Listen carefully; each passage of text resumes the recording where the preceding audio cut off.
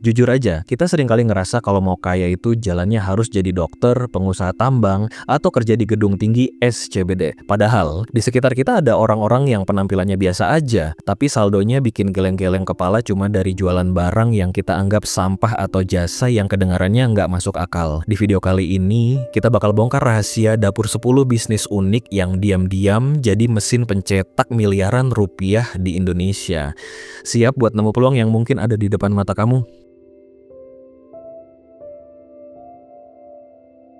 Kita mulai dari yang kedengarannya paling jorok, tapi aslinya paling cuan, budidaya maggot atau lalat BSF. Jangan bayangin lalat hijau yang biasa hinggap di tempat sampah atau makanan sisa ya, karena ini adalah spesies black soldier fly yang kastanya beda jauh. Di dunia agribisnis, serangga ini bukan dianggap hama, melainkan mesin pengolah limbah organik paling efisien yang pernah ada di bumi. Lalat ini tidak menggigit dan tidak menyebarkan penyakit, justru larvanya adalah pahlawan lingkungan yang mampu melahap sampah dapur dalam hitungan jam. Di tangan para pengusaha yang jeli, tumpukan sampah ini berubah jadi pundi-pundi rupiah yang luar biasa. Bayangkan saja, dari sesuatu yang dianggap menjijikkan oleh orang awam, kamu bisa menghasilkan pakan ternak protein tinggi yang harganya stabil dan permintaannya selalu meledak di pasar lokal maupun ekspor. Maggot atau larva BSF ini adalah pahlawan pengurai sampah organik yang bekerja dalam diam namun sangat efektif. Di tangan dingin para pembudidaya yang tepat, larva ini bertransformasi jadi bahan baku pakan ikan dan unggas kualitas premium yang proteinnya jauh lebih tinggi dari pakan biasa. Industri peternakan besar sangat bergantung pada pasokan ini untuk menekan biaya produksi mereka sehingga pasarnya nyaris tidak pernah sepi. Menariknya lagi, modal utamanya praktis hanya limbah sayuran atau sisa makanan yang bisa kamu dapatkan secara gratis dari pasar atau lingkungan sekitar.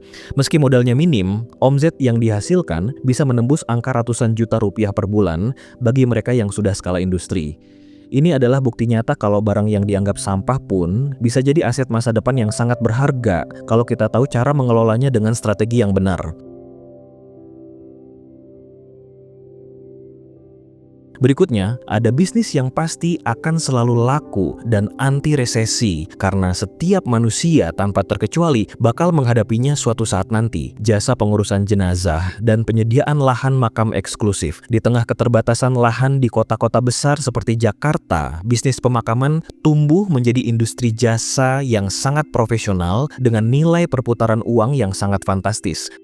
Fenomena ini muncul karena kebutuhan keluarga untuk memberikan penghormatan terakhir yang paling layak dan paling nyaman bagi orang tersayang mereka. Layanan yang ditawarkan pun sekarang sangat beragam, mulai dari prosesi pemandian jenazah yang privat, peti mati dengan desain khusus sesuai permintaan, hingga pengurusan administrasi yang biasanya sangat rumit. Ini bukan lagi sekadar urusan pemakaman biasa, melainkan sebuah bentuk layanan jasa manajemen duka yang dikelola dengan standar pelayanan hotel berbintang. Di kota-kota besar yang serba sibuk, orang seringkali tidak punya waktu atau energi untuk mengurus segala kerumitan administrasi saat duka melanda. Disinilah jasa pengurusan jenazah masuk sebagai solusi satu pintu, mulai dari memandikan, kafan, hingga pengantaran ke tempat peristirahatan terakhir. Mereka menjual kemudahan di saat-saat paling sulit dalam hidup seseorang, sehingga keluarga bisa fokus memberikan penghormatan terakhir tanpa perlu pusing memikirkan teknis lapangan yang melelahkan. Lebih dari itu, muncul juga konsep makam mewah di lokasi klaster eksklusif yang harganya seringkali bikin geleng-geleng kepala karena bisa lebih mahal dari rumah subsidi. Lahan makam ini menawarkan fasilitas layaknya taman yang indah, keamanan 24 jam, hingga perawatan rumput yang selalu hijau dan rapi. Bagi mereka yang memiliki kemampuan finansial lebih, membeli lahan di pemakaman premium bukan sekadar soal gaya hidup, tapi tentang memberikan kedamaian dan kenyamanan jangka panjang bagi keluarga yang ditinggalkan. Pernah kepikiran nggak kalau sekadar nyuci sepatu doang bisa jadi bisnis yang perputaran uangnya mencapai miliaran rupiah? Di zaman sekarang, terutama di kota-kota besar, sneakers bukan lagi sekadar alas kaki untuk jalan kaki, melainkan sudah menjadi simbol status sosial dan bahkan instrumen investasi yang harganya terus naik. Karena harganya yang bisa mencapai belasan hingga puluhan juta rupiah, para pemiliknya tentu tidak akan berani mencucinya secara sembarangan di rumah. Fenomena inilah yang melahirkan industri shoe laundry premium yang sangat spesifik dan teknis. Mereka tidak menggunakan deterjen biasa yang kita temukan di warung, melainkan cairan pembersih khusus yang diimpor dari luar negeri, serta teknik pembersihan manual menggunakan sikat dengan berbagai tingkat kehalusan. Bisnis ini meledak karena mereka tidak hanya menjual jasa membersihkan kotoran, tapi menjual keahlian, ketelitian, dan jaminan keamanan untuk barang-barang bermerek yang sangat berharga bagi kolektornya. Orang yang punya koleksi sepatu seharga belasan atau puluhan juta rupiah jelas tidak akan berani mencuci aset mereka menggunakan deterjen biasa dan sikat baju yang kasar. Mereka butuh jasa profesional yang benar-benar paham karakteristik material, mulai dari kulit asli, suede yang sensitif, hingga jenis mesh yang mudah robek. Disinilah letak nilai tambahnya karena bisnis ini bukan sekadar membersihkan debu, melainkan merawat nilai investasi dari sepatu-sepatu langka tersebut agar tetap terlihat seperti baru keluar dari kotak. Keberhasilan bisnis shoe laundry premium ini meledak karena mereka menjual dua hal yang sangat mahal di era sekarang, kepercayaan dan ketelitian yang luar biasa. Dengan teknik pembersihan khusus yang menggunakan cairan kimia non-korosif, jasa ini mampu memberikan hasil yang jauh melampaui kemampuan mencuci sendiri di rumah. Tidak heran jika satu gerai saja bisa menangani ratusan pasang sepatu setiap bulannya, yang jika diakumulasikan, perputaran uangnya bisa mencapai angka yang bikin banyak orang terkejut. Kalau ada orang yang bisa kaya raya cuma karena jualan batu yang diambil dari alam, itu bukan sihir atau hasil pesugihan, melainkan murni bisnis kreatif di dunia aquascape. Di tangan para penghobi fanatik, sebuah batu bukan lagi sekadar benda keras yang tidak berharga di pinggir jalan, melainkan elemen estetika utama untuk menciptakan ekosistem bawah air yang indah di dalam sebuah akuarium kaca. Tren ini telah melahirkan pasar baru yang sangat spesifik dan memiliki nilai ekonomi yang sangat tinggi di Indonesia. Batu-batu tertentu yang memiliki tekstur unik, guratan alam yang indah, atau bentuk yang menyerupai tebing pegunungan bisa dihargai sangat mahal, bahkan dihitung per kilogramnya. Para kolektor dan seniman aquascape rela merogoh kocek dalam-dalam hanya untuk mendapatkan satu bongkah batu yang sempurna demi menciptakan replika alam liar yang megah di dalam ruang tamu mereka. Di dunia hobi yang sangat spesifik ini, sebuah batu bukan lagi sekadar benda mati tanpa arti. Ada jenis-jenis tertentu seperti Sirius Stone atau Dragon Stone yang memiliki tekstur permukaan unik menyerupai tebing pegunungan atau guratan sisik naga yang sangat dramatis. Para kolektor dan seniman aquascape rela membayar harga yang cukup mahal demi menciptakan ekosistem bawah air yang terlihat sempurna dan alami di dalam akuarium kaca mereka. Nilai ekonomi dari bisnis ini sebenarnya terletak pada nilai estetikanya, di mana batu yang mungkin sering kita injak di pinggir sungai bisa berubah menjadi aset berharga saat masuk ke galeri khusus. Tidak jarang, sebuah tatanan batu yang sudah dibentuk sedemikian rupa bisa dihargai jutaan rupiah hanya untuk satu set dekorasi saja. Ini adalah bukti nyata bahwa kreativitas bisa mengubah benda yang paling sederhana di alam menjadi komoditas bisnis yang sangat menggiurkan bagi para pelakunya. Bisnis yang satu ini tumbuh sangat subur seiring dengan meningkatnya kesadaran masyarakat, entah itu karena tren hijrah yang sedang marak atau sekadar rasa penyesalan masa muda. Jasa hapus tato menggunakan teknologi laser canggih kini menjadi salah satu peluang usaha yang sangat menjanjikan dengan tingkat pertumbuhan yang cukup stabil di berbagai kota besar di Indonesia. Banyak orang yang dulu merasa bangga dengan karya seni di kulit mereka, kini justru merasa terhambat dalam urusan karier profesional atau ingin memulai lembaran hidup yang benar-benar baru karena proses menghapus tato itu jauh lebih rumit dan membutuhkan ketelitian medis yang tinggi. Orang-orang tidak keberatan mengeluarkan biaya yang cukup besar demi mendapatkan kulit yang kembali bersih. Fenomena perubahan gaya hidup inilah yang akhirnya menciptakan pasar yang sangat luas bagi para penyedia jasa penghapusan tato profesional.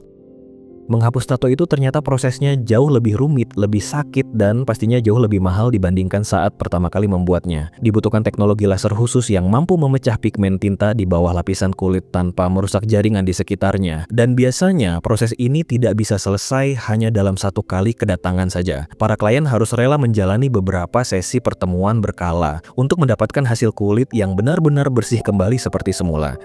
Meskipun harga alat lasernya tergolong sangat mahal dan membutuhkan keahlian khusus, permintaan pasar untuk jasa ini justru terus melonjak tajam setiap tahunnya. Banyak orang yang sedang mengejar karier di institusi formal seperti TNI, Polri, atau perbankan yang mewajibkan tubuh bersih dari tato, akhirnya menjadi pelanggan setia bisnis ini. Fenomena perubahan jalan hidup dan kebutuhan profesional, inilah yang membuat jasa hapus tato menjadi mesin pencetak uang yang sangat stabil di industri kecantikan dan estetika.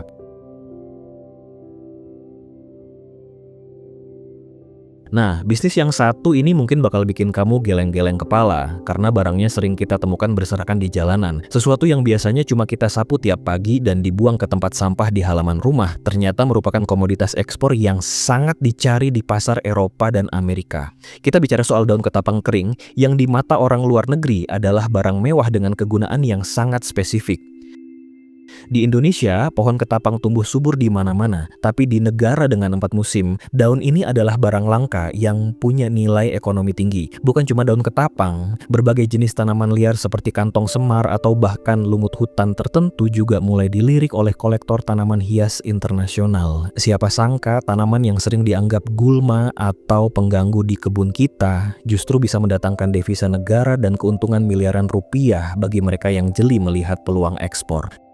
Daun ketapang kering yang sudah melalui proses pengolahan khusus ternyata sangat dicari oleh para pecinta ikan hias di seluruh dunia, terutama untuk ikan cupang dan diskus. Fungsi utamanya adalah untuk menstabilkan pH air dan melepaskan zat tanin yang mampu membunuh bakteri serta jamur secara alami. Di pasar internasional, daun yang sudah dikemas rapi ini tidak lagi dihargai murah, melainkan dijual per lembar atau per gram dengan harga yang berkali-kali lipat dari harga lokal. Bukan hanya itu, fenomena tanaman liar seperti kantong semar atau pakis hutan tertentu juga memiliki harga selangit di pasar kolektor luar negeri karena kelangkaannya. Banyak pengusaha lokal yang kini mulai serius membudidayakan tanaman-tanaman hutan ini untuk memenuhi permintaan pasar ekspor yang terus tumbuh. Ini adalah bukti nyata bahwa alam Indonesia menyimpan kekayaan luar biasa, di mana sesuatu yang sering kita anggap sebagai semak belukar justru bisa menjadi sumber penghasilan miliaran rupiah.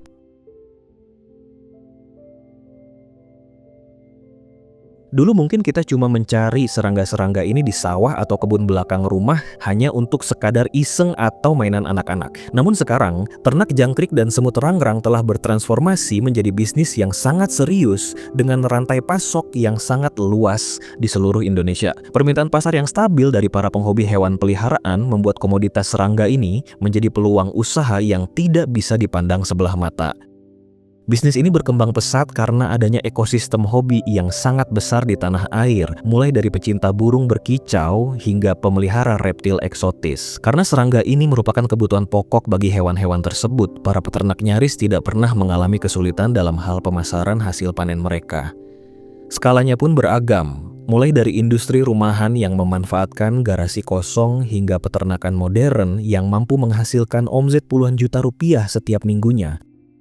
Telur semut rangrang atau yang lebih akrab kita kenal dengan sebutan kroto adalah emas putih bagi para pecinta burung berkicau di seluruh Indonesia. Meskipun ukurannya sangat kecil, harganya di pasar burung cenderung sangat stabil dan bahkan seringkali meroket karena sulitnya mendapatkan pasokan yang konsisten dari alam liar. Inilah yang membuat teknik budidaya semut rangrang di dalam toples atau media buatan menjadi peluang bisnis yang sangat menjanjikan dengan modal yang relatif terjangkau.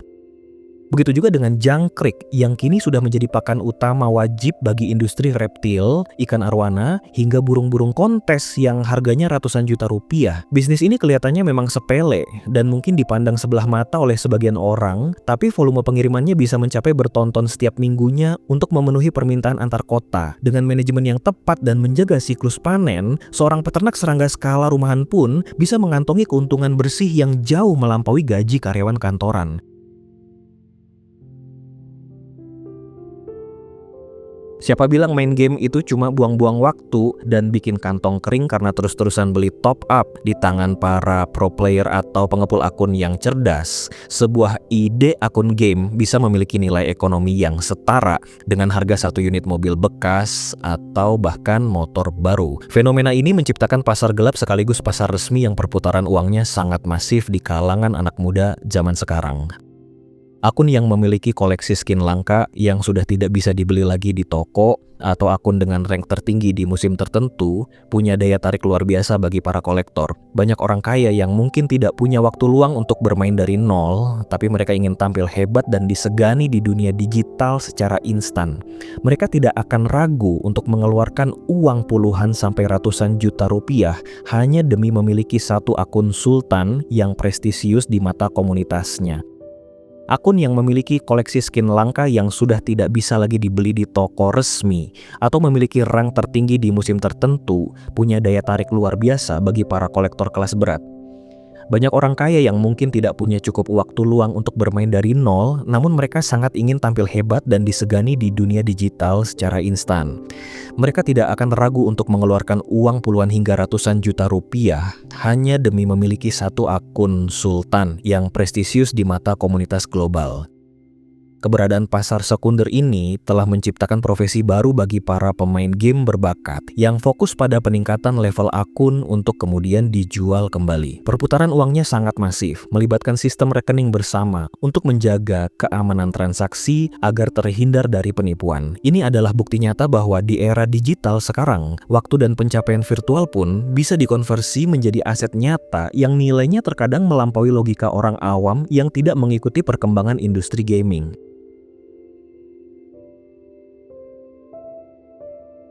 Coba mulai sekarang, luangkan waktu untuk mengecek dompet lama, laci meja, atau bahkan lemari tua milik kakek dan nenek kamu di rumah. Jika kamu beruntung menemukan uang kertas atau koin lama yang sudah tidak berlaku lagi sebagai alat pembayaran sah, jangan terburu-buru untuk membuangnya begitu saja. Benda-benda yang terlihat kusam dan ketinggalan zaman itu bisa jadi merupakan tiket emas kamu untuk menjadi seorang miliarder baru secara mendadak.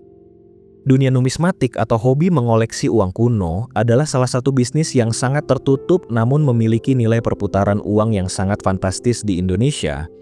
Selembar uang kertas dari zaman kolonial atau awal kemerdekaan yang masih dalam kondisi terawat bisa dihargai ratusan kali lipat dari nilai nominal aslinya oleh para kolektor fanatik. Bisnis ini bukan sekadar tentang sejarah, melainkan tentang kelangkaan dan seni yang nilai investasinya cenderung terus meroket tajam seiring bertambahnya usia barang tersebut.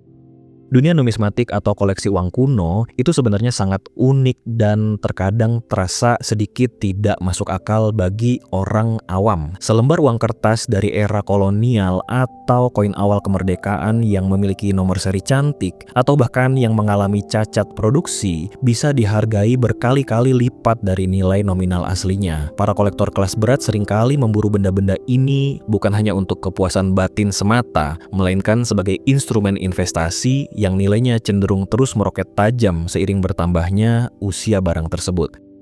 Keuntungan fantastis dalam bisnis ini biasanya datang dari kelangkaan dan cerita sejarah yang melekat pada setiap kepingan uangnya. Semakin sulit sebuah mata uang ditemukan di pasaran, maka semakin liar pula harga yang berani ditawarkan oleh para kolektor di balai lelang resmi maupun komunitas tertutup. Ini adalah bukti nyata bahwa sebuah benda yang sudah tidak laku lagi untuk belanja di pasar justru bisa berubah menjadi aset berharga yang nilainya menembus angka ratusan juta hingga miliaran rupiah di tangan yang tepat.